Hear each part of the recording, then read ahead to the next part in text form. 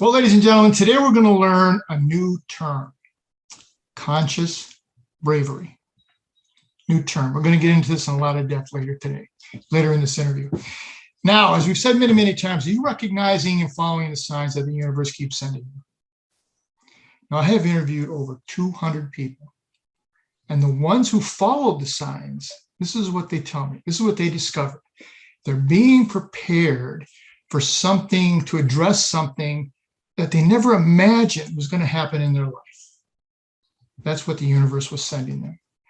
Well, this is Pamela Brinker's story. Now, she's a very successful integrative therapist. And what she does is she helps clients through anxiety, mild depression, grief, and relationship struggles. She got into this line of business, never dreaming that her life was going to change. Let's get right to her story. Pamela, welcome to Life Altering Events. Thank you so much. I'm really excited to be here with you today. Well, we're thrilled to have you. This is, I've known your story and I've talked to you a few times and I've read a lot of your stuff and this is really, really intriguing. Now, you had a really interesting life growing up. Would you share that with some of that with the listeners so they get a feel for where you came from? Sure. I grew up just outside of Denver, Colorado, and my loving parents encouraged me to be involved in both sports and music. And so I was a competitive athlete ever since I was 5 years old and learned to play the piano. And they were very supportive. As you know, being an athlete, especially a competitive athlete, takes a lot of focused attention and training and hard work. And same with being a pianist, you learn to perform in front of others and be at recitals and so forth. And so I had to tap into a well within myself to really have the anchoring I needed to perform well in any given circumstance. I never dreamed that would come to play later in my life, that would be the foundation for what I would call conscious bravery. One of the things when we spoke, you talked about you were always the one that wanted to help. Yeah, you have to help your teammates. You were the go-to help person growing up. Did that help influencing you to move into counseling? Yes, absolutely. I was that little kid that wanted to bring home the runaway that I found at the park. And I would say, Mom and Dad, can we bring her home? She just needs dinner, And I was the one forming groups among my friends and really wanting to be a junior counselor. And so I did go to college and went on to get my master's in social work. And that's really partly why I really wanted to help. I didn't want to just walk alongside people and listen to them and process with them and help them understand themselves. Right. I got the most satisfaction from seeing people change, seeing people actively find answers and find hope. Outstanding. Now, for several years, everything was going as planned, right? You had a successful career, married, 2 sons, the white picket fence, the whole thing, right? Yeah. Okay, what happened? Yes, well, my former husband, my kid's dad, and I are still friends, but our marriage ended after 21 years. And that was really hard on all of us, my children and the 2 of us as parents. Then I remarried and had a wonderful husband, but 6.5 years after we married, he died from brain cancer. And that threw my sons and me just into a very devastating place. Even though I walked alongside them as best I could as a mom and did anything most parents would want to do, helping them prepare for my husband's passing, still, they had tremendous challenges and they turned to drugs and alcohol as part of the solution to their struggles. And I didn't know it. And so it was about 6 months after my husband passed away. And my oldest son got pulled over by a police officer and they searched the car and there was possession of marijuana. And so after he was ticketed for that, and my youngest son was with him in the car, I said, gosh, do you guys need rehab or do you need therapy? Do you need medication? What's going on? And so we had this family meeting.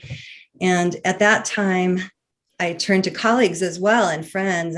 And it was well known that Dr. Phil had said that he thought wilderness therapy was the best thing for teenage boys. That's right. And so I chose wilderness therapy for my sons, and that's what they ended up doing. And it wasn't just for them. It wasn't that I sent them away. It was our whole family, Frank, needed restructuring. I didn't have the capacity or the knowledge to do what was needed. I didn't have the skills, even though I'd been a therapist for years and years and tried to apply and practice everything I taught and come up with modifications of tools that I used with my clients. Still, it was just too much for me. And so I needed a professional team to help my sons and to help me out. Wow. That's intense. Now, your sons were how old when your husband died? Gosh, when he passed, it was 2011. One was a preteen and one was an early teenager. Wow. So I can't even imagine the trauma for them, the divorce, and then a death, and then the trauma for you going through a divorce, and then now being a widow with the two sons, and the anxiety that was happening. So it was overwhelming at times. Pardon me. Go ahead. It was overwhelming at times, and there were a couple of days during that period when I said, I can't do this. I can't do this. And then it was like the answer came to me from God, the divine, the universe, basically saying, you have to do this. You have a preteen and a teenage son, and they need you.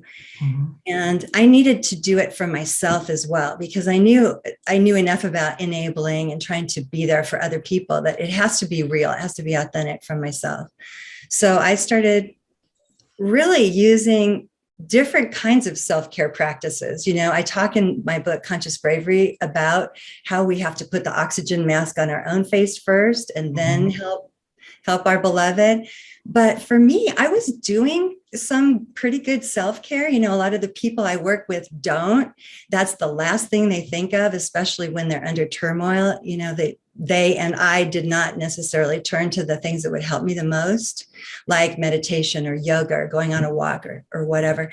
But what I noticed that I was doing as I became more consciously aware is that I was forcing it. I was forcing my bravery. I was trying to be too assertive, and I didn't have that tenderness, that vulnerability. And that's what made me more approachable to my sons when I was able to tap back into that. And it made me like myself more again, too, when I could develop both the yin and the yang, the masculine and the feminine energy, the assertiveness and the flow. So I had to learn to flow more with what was and with change and the unknown. It's incredible. So after all these years of helping people, now you become the patient. Yes. Yes, and that's what I thought I could prevent that from happening. I thought if I just got my master's and worked really hard as a therapist, that maybe these kinds of things wouldn't happen to me. But, a lot of times, a lot of stuff lands on your plate that you don't expect. And that happened to me, even though I kind of did. When my husband passed away, I kind of opened myself up to the universe and said, hey, God, I want to know you in this life. And so things happened to me that made that occur. And in addition, one of the things I don't think I've ever told you about, even though I haven't talked that many times, is that simultaneous to my sons launching into drug use and alcohol use and so forth, and really moving into addiction, they started becoming addicted to these drugs. My mother declined, and she had dementia of all kinds of, she had dementia. And so I had to become her guardian and become one of her primary decision makers at the same time.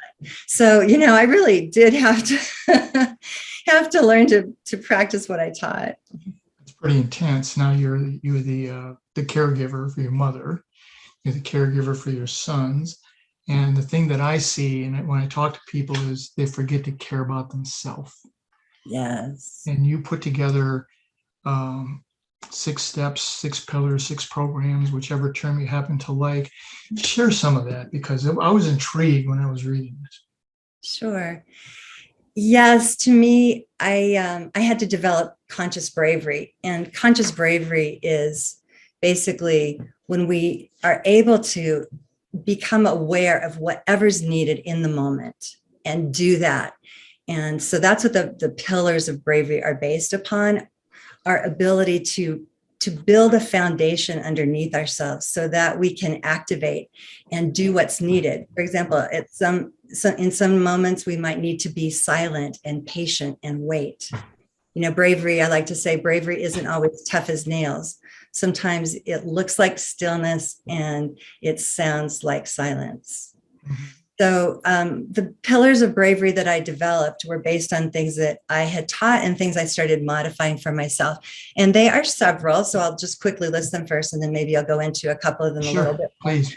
But one is conscious breathing. So any of us can take 3 deep breaths, right? Mm-hmm.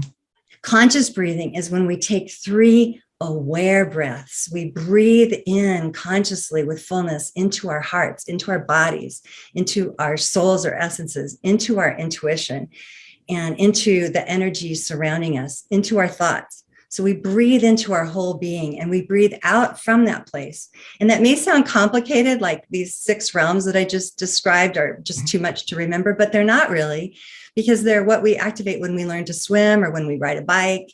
We're activating our whole being. So the first pillar for bravery is conscious breathing. And secondly, we want to be able to become comfortable with discomfort.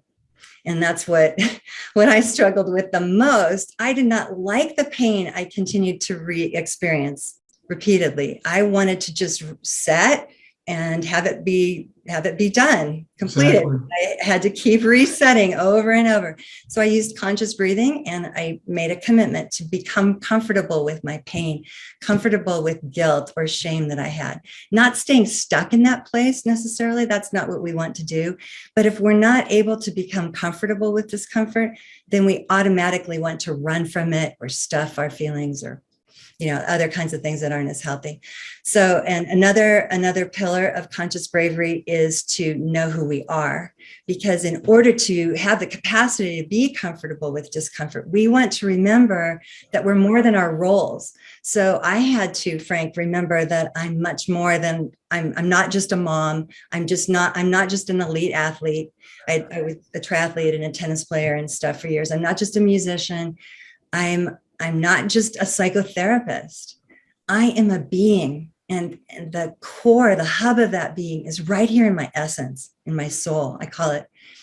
I like the graceful word essence. And so knowing who we truly are on a deep level and being that, we're able to kick into a capacity to handle our discomfort and to befriend all of our feelings. So that's another one. We befriend every feeling, even if it's shame or disgust. We don't want to just decide that I only like the happy, more pleasurable feelings. Right. And I like to say that there are no negative feelings, and feelings aren't really positive or negative. They're just pleasurable or more challenging. And so we want to be able to have a capacity to handle a wide range of feelings. And that takes us back to conscious bravery, because then we can do whatever's called for in any given situation. We can not get overrun by our feelings, or just stuff them and not paying enough attention to them. Exactly. Those are great steps. Another thing you talked about were the RE, the re words, or the reassure, reflect. Go into that a little bit. Right. So in the second book that I'm writing now, I'll be teaching more of the tools and practices, the techniques for conscious bravery. And I'll probably put this tool up on my website as a free gift, this technique. So it's called BOAR, BOAR. And I like to say, don't just bear it, bore it. And what it means is breathe, observe, allow, and reset. And so I'll walk through those really quick. So when we breathe consciously, and we take several conscious breaths and really anchor our feet, get into our bodies, out of maybe what is our minds that are racing, out of our obsessive thoughts, out of our perhaps overwhelmed, stretched heart. And we get into our whole being, and we breathe into that place and out from that place. And then we observe what's going on in each of those 6 areas that I mentioned several times. What's happening in my heart? What's happening in my body? Is my neck tight? Have I had a migraine? What's happening in my soul or essence? Have I lost faith? Have I lost hope?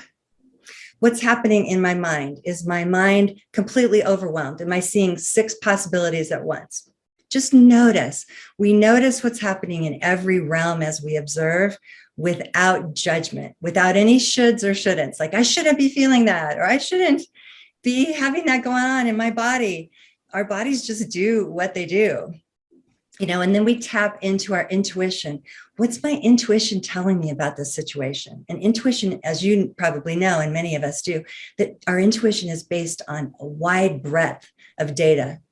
It's not just a feeling, and it's not just information. It's kind of a combination of all of that. So when we can observe what's happening intuitively, we can get some really great information.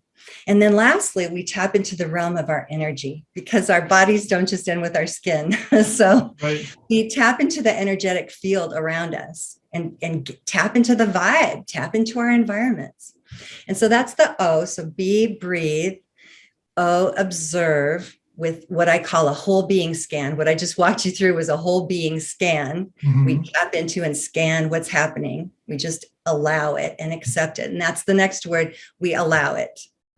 We don't just go, okay, well, I'm done with that. Now I'll make a decision about what I need to do next. we take a moment and allow what we're experiencing. And that means we're able to befriend all of ourselves, which is a huge theme kind of throughout my book, Conscious Bravery, and a theme for all of us, that we want to make best friends with ourselves. Because how can we help our loved ones in the wilderness of addiction and mental health challenges and try to do what's helpful and kind and loving for them if we're not friends with ourselves? So the A, allow, is critical in boring.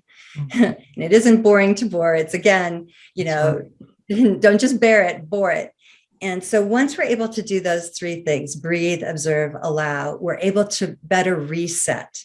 And this is actually, if you know anything about neuroscience, it's actually a different word for vagus nerve resetting, but that's kind of a clinical term. So I just like to say, let's reset. And we reset with any number of RE words. We might decide, I need to resolve this today. I need to make a decision. So resolve. Or we might need to respond, not react.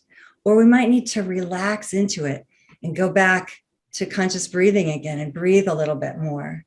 Or we might need to reframe the situation and see it a little differently in our mind's eye. So that's bore. And that's one of the pillars.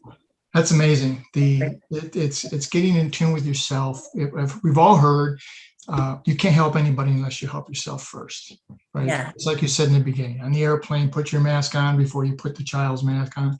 You have to take care of yourself. Now, one of the things you said to me when we spoke is, when you're dealing with addiction, and there's all kinds of theories about you do this, you do that. You said we need to be an oasis in the wilderness, right? Yes. Elaborate on that.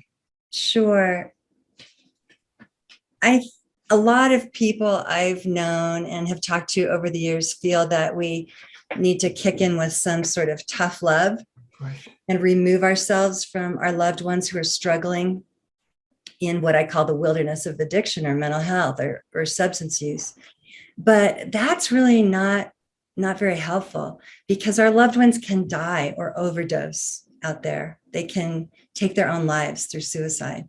And so being an oasis means that we love unconditionally, even if it's hard. And we do some of the hard, graceful things. So for example, no one chooses addiction. No one wants to have their worlds thrown aside, topsy-turvy, highs and lows of mental health issues and relapses. And relapses just come with the territory, unfortunately. So no one wants that. No one chooses that for themselves.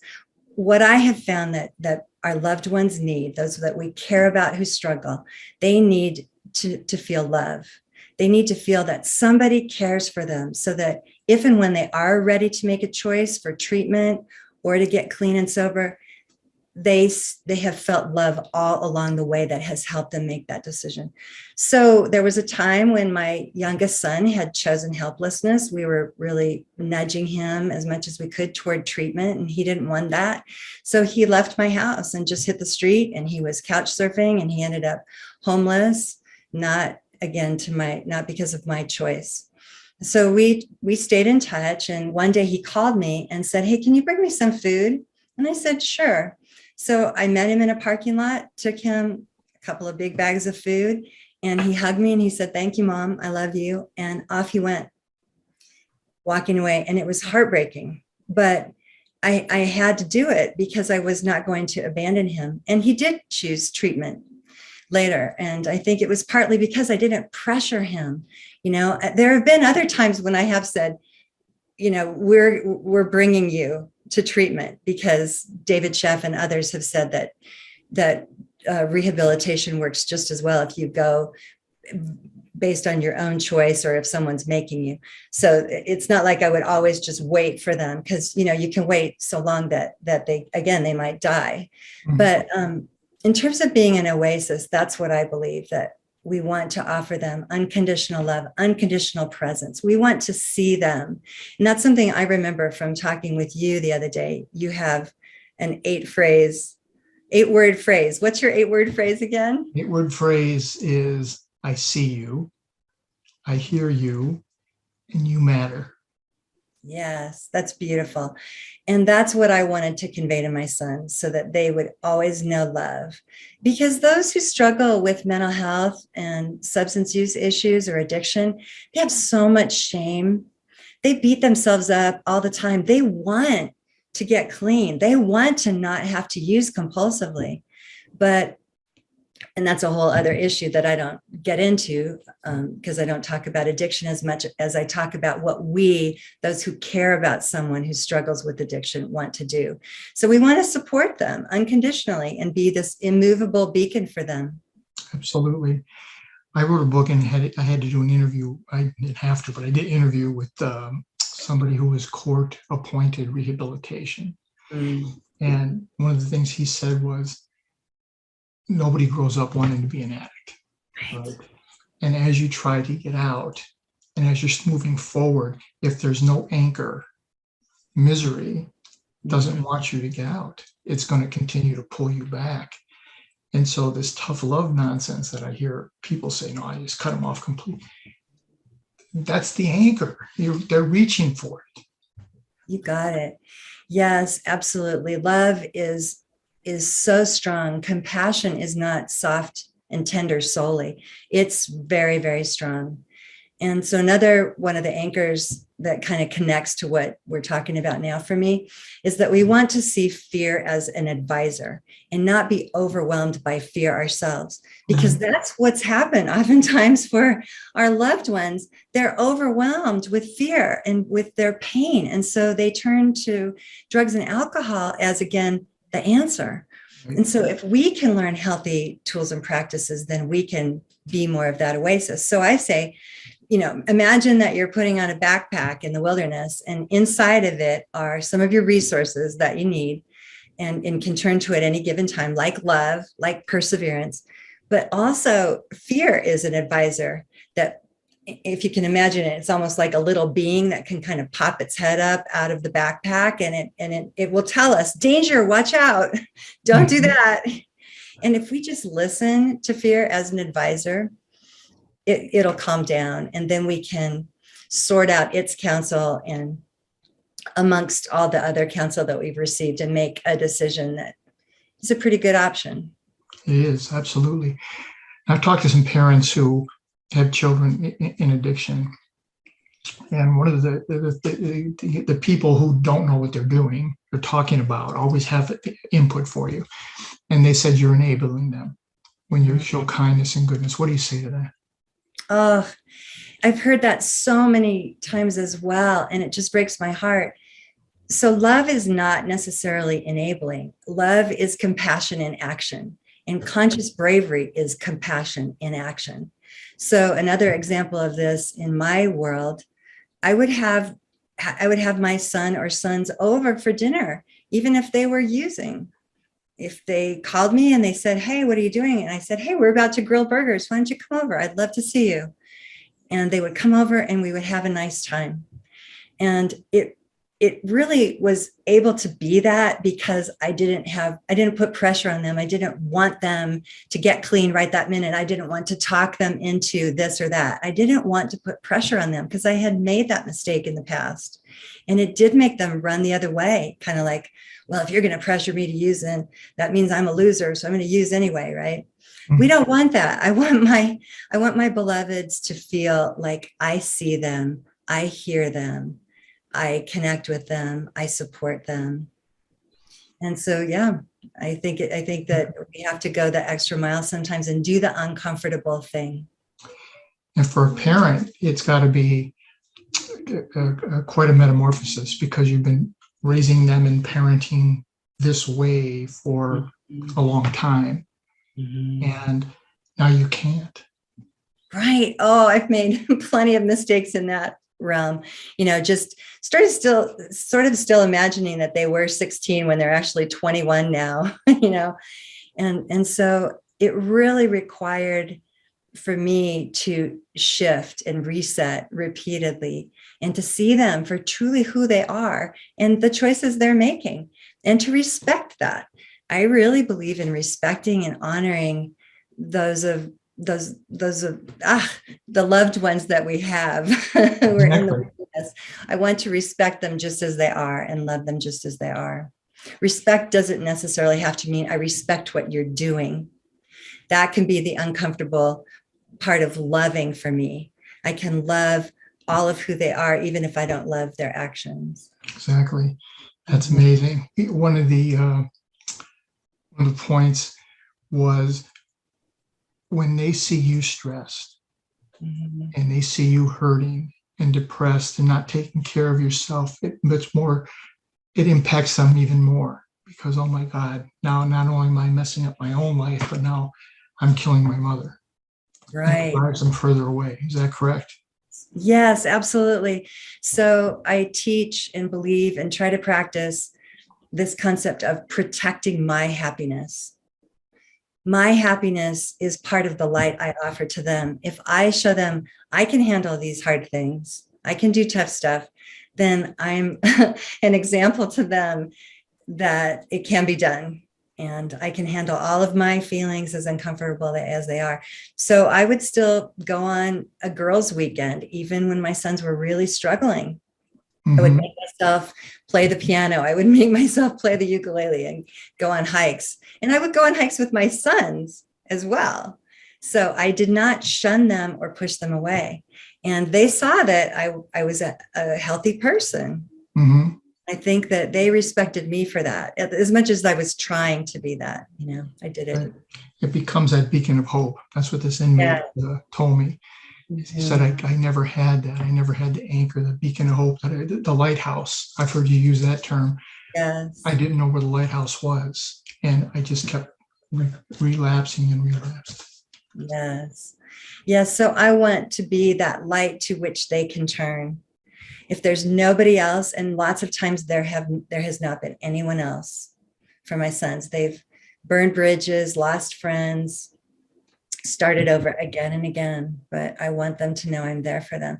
And that's, I think, conscious bravery too. As a parent and as a psychotherapist and as a speaker, I teach that we want to be able to have some solidity and to anchor ourselves and keep growing our bravery.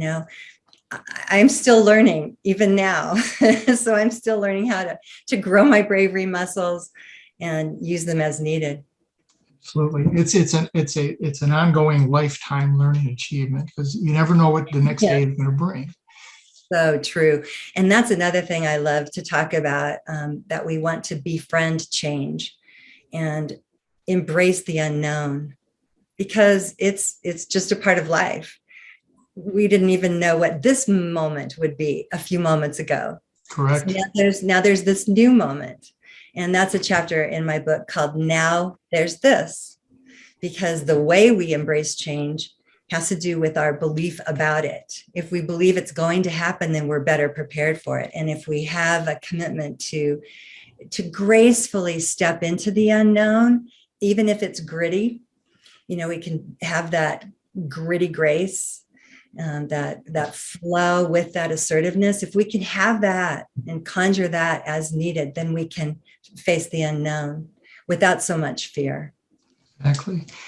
Wow, this has been just amazing, Pamela. It's what you've been through and your new term. I love this term, conscious bravery. I think it's going to be something that's going to become into the vernacular very quickly. It's the name of her book, ladies and gentlemen, which will be out soon. So keep this in mind. It's coming. So how can people reach you? The best few ways would be on my website, which is bebrave.us.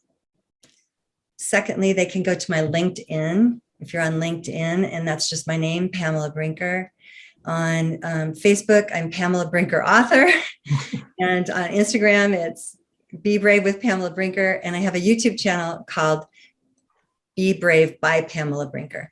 But if you want to get a hold of me, feel free to go to the website or go to LinkedIn. You can send me a message that way. And you'll find out about the upcoming book too on the website. Pardon me, Frank. And she responds when you go to her LinkedIn and you put something there, she will respond to you. And it's not just a happy smiley face. She will actually respond and give you some information. Well, Pamela, this has been wonderful. We're just about out of time. What last things do you want to leave with the viewers around the world here? I would say if there's anything you can do to enact your conscious bravery today, it's to learn to breathe consciously, because we take our breath with us everywhere we go.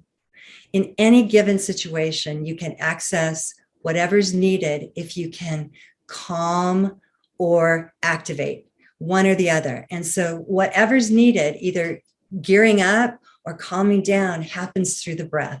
So the more able we are to be conscious with our breathing, the more we're able to activate conscious bravery. So keep breathing. That's something we were told from the very first moment on earth. Yes. Breathing. Now, breathe consciously. New term. Well, folks, like I just said, we're just about out of time. I want to thank Pamela again. This is an incredible story on conscious bravery. Now, when this book comes out, make sure you get it. I had a preview copy of it. You need to get this book. Now, ladies and gentlemen, no matter what obstacles life throws your way, and we heard a bunch of obstacles today, do three things: look up, get up, and never, ever give up. Start moving forward, and better times and better people like Pamela will come into your life. Mm-hmm. You can see this conversation on ROKU TV. You can also see it on my YouTube channel, Frank Zaccari. If you go to the YouTube, please subscribe. And now you can also see it on Be Connected if you're involved with that. Let me leave you with this, as I do every week, ladies and gentlemen. None of us are in this alone. And the secret to walking on water is to know where the rocks are. Mm-hmm. And today, Pamela showed us where many, many of those rocks are. Oh, thank you. Next week. Thank you so much, Frank. I'm so grateful for you. And I'm really grateful for all the listeners here today with us. Thank you. It's a pleasure.